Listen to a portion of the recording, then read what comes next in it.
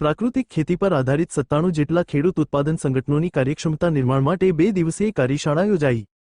ખેડૂતો જેટલા સંગઠિત હશે, એકબીજાને મદદરૂપ થશે તો તેમની ખેત ઉપજને ખૂબ સારું મૂલ્ય મળશે।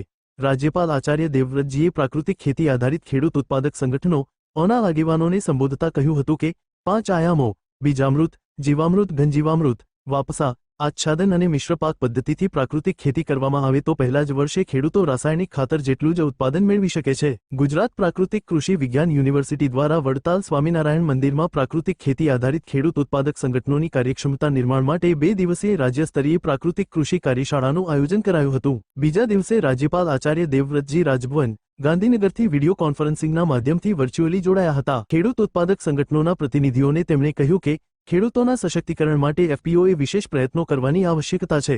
ખેડૂતો સારી ગુણવત્તાવાળું બિયારણ વાપરે। જે ખેડૂતો પાસે જીવામૃત, ઘનજીવામૃત તૈયાર કરવાની સગવડ ન હોય તેમને ગૌશાળાઓ પાંજરાપોળમાંથી સારી ગુણવત્તાવાળા જીવામૃત, ઘનજીવામૃત મળી રહે। તેટલું જ નહીં, પાંજરાપોળ ગૌશાળામાં તથા બાયો ઇમ્પોર્ટ સેન્ટરોમાં ગુણવત્તાસભર જીવામૃત, ઘનજીવામૃત તૈયાર થાય તે માટે પણ ખેડૂત ઉત્પાદક સંગઠનો માર્ગદર્શક અને મદદરૂપ થાય। રાજ્યપાલ આચાર્ય દેવવ્રતજીએ કહ્યું હતું કે ભૂમિની ઉત્પાદકતા અને ભૂગર્ભ જળ વધારવા, પ્રદૂષણ અને ગ્લોબલ વોર્મિંગ ઘટાડવા, લોકોનું સ્વાસ્થ્ય સુધારવા અને ખેડૂતોની આવક વધારવા પ્રાકૃતિક ખેતી એકમાત્ર કલ્યાણકારી ઉપાય છે। રાસાયણિક ખાતર અને જંતુનાશક દવાઓના બેફામ ઉપયોગથી આપણા હવા અને પાણી દૂષિત થઈ ગયા છે। એટલું જ નહીં, આપણે જે દૂધ, શાકભાજી, ફળ અને અનાજ ખાઈએ છીએ એમાં પણ ધીમું ઝેર આપણા શરીરમાં જઈ રહ્યું છે, જે અનેક ગંભીર રોગોનું કારણ બને છે। આવનારી પેઢીના હિત માટે આપણે અત્યારે આ માટે ચિંતા કરવાની જરૂર છે। ખેડૂતો પ્રમાણિકતાપૂર્વક પ્રાકૃતિક ખેતી કરે એવી અપીલ કરતા રાજ્યપાલ આચાર્ય દેવવ્રતજીએ કહ્યું કે વપરાશકર્તાઓનો વિશ્વાસ સંપાદન કરવાની જવાબદારી ખેડૂતોની છે।